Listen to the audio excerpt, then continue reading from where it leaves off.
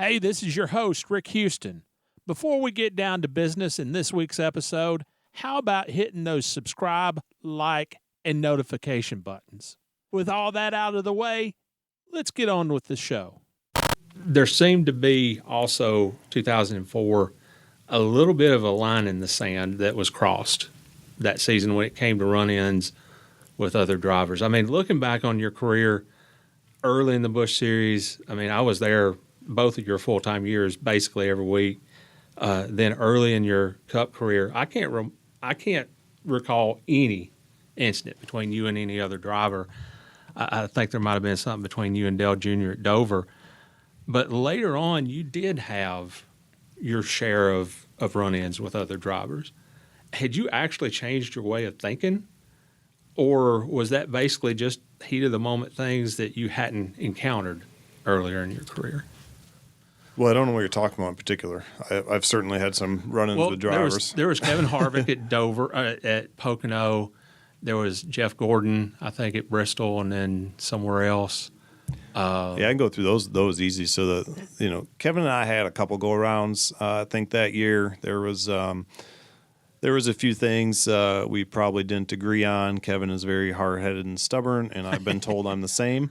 And so until we really actually talked it out and got past it, we had some times where certainly probably weren't trying to be as fair to each other as maybe we could have been. So I think that was probably one of the boiling points was probably there. I felt like I was running to the fence and kind of had enough of it, and I'm sure he felt like maybe I wasn't racing him fair, and that's why I did that too. So who knows? It was just one of those things where we were probably both honestly somewhat in the wrong.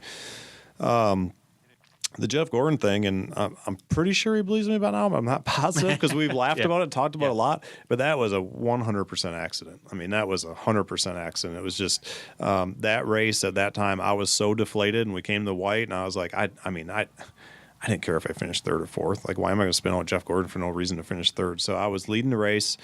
To give you a little background on that race, we were leading the race at Bristol. We had the best short run car by far, but we get tight on the long run.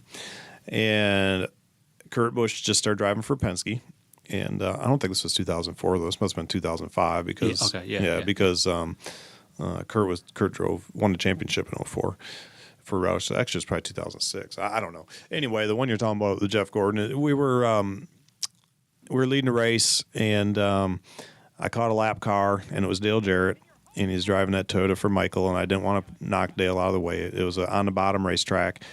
And as I was following him, I could feel the right front getting madder at me and madder at me and madder at me. And it was my own fault because, honestly, I should have just ran into him and moved him because I was coming up to lap him, and there was only like 40 laps to go or 30 laps to go.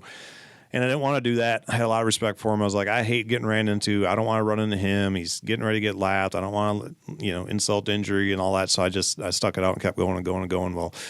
Well, Kurt catches me with a few laps to go, and didn't even give me one corner. He just pounded me and knocked me up the track and went by me. Which, I mean, it's his first race for Penske. I wasn't away. I was tight. It was my own fault for not being more aggressive and getting around those lap cars. And so anyway, so I was already disappointed. Kurt passed me, and then whoever was behind him passed me for second, and then Gordon passed me for third with maybe like 2 or 3 laps to go. So I was in fourth, and honestly, this is 100% the truth. I have no reason to lie about it. I was just relegated to finish fourth.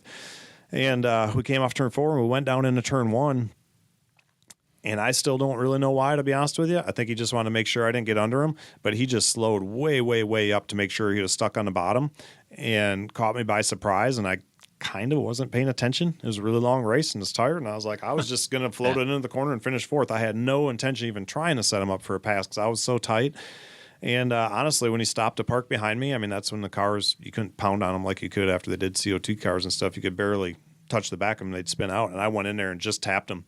And I just couldn't get slowed down and spun him out. I mean, it was a 100% accident. That's why I looked so stupid going straight to him afterwards. I felt so bad. I was going to go apologize. I never dreamed he was going to come out as mad as he was, which I don't blame him now that you look back at it, right? But that was just that got a lot of airtime and everything, and obviously he was really mad and got me back for that a couple times, even though it was unintentional. So it was just one of those dumb mistakes by me, really, and unfortunately he paid for it. So Carl Edwards at Martinsville What was that team meeting like after that? I don't remember, really. Really? I don't remember what the team meeting was like after that, no.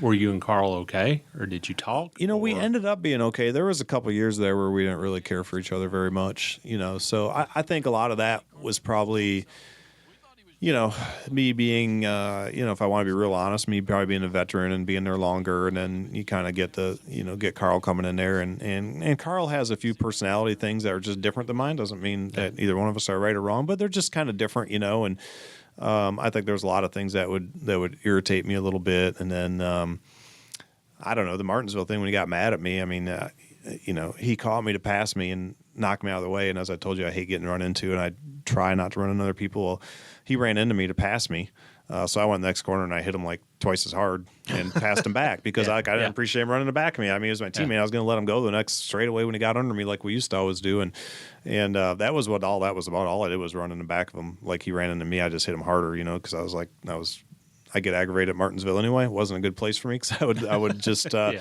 was getting that feeling in my stomach, so I was always in the way, and I was just always getting run into, and it would just get me madder and madder and madder, and it was toward the end of the race, and here he comes up first corner, didn't even try to pass me, just ran right into me and knocked me off the bottom of the line. It just kind of made me mad, so I hit him back. And Kenseth cleared by Logano, maybe no.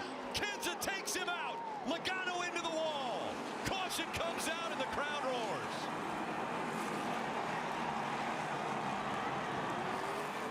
So you and Joey Logano, Martinsville 2015, you got sat down for a couple of races. But what really stood out to me was you stood by your actions during interviews afterwards. And basically you said then what you said to me today. He ran into me, so I ran into him. Is that the way you still feel about it? Yeah, I mean, obviously there's, I hate to say that. Certainly there's some regret there. I don't know. I think that you are who you are by, your past, your present, your future, the things that you do or whatever. Like, I don't know that I would go back and change anything from the past necessarily because I wouldn't be who I am sitting here today. But certainly, I mean, that's all regretful. I mean, I think we probably both could have done things different there. And again, that's probably part of getting older. You have your tolerance isn't as much. These younger kids kind of start coming in and, and it wasn't just Kansas. It was, and Joey and I have talked about this a lot, and I feel like we've been fine about it for quite some time, or as fine as we'll ever be about it, and even went to dinner once, and, so it was a combination of things. I mean, I think he understands. It wasn't just one thing. It was just a combination of things. It was actions. It was words after. It was the following race after, things that were intentionally done to me again to add insult onto injury. Just there was just a whole combination of things that happened, and it still wasn't going to happen, honestly, because I had a chance to win Martinsville, and Brad took me out at Martinsville, so, and we were all wrecked, and Brad wiped us out there, and I'm convinced it's intentional as well. So at that point, we just kind of had enough. I think all of us did. I mean, pretty much everybody knew that was probably gonna turn out that way. What did you do those 2 weeks? I didn't really do anything different. I still went to the shop. I went to the shop on the Sunday of, the Phoenix race or whatever, and kind of hung out in the war room and saw what they did there. And so I really didn't do much different.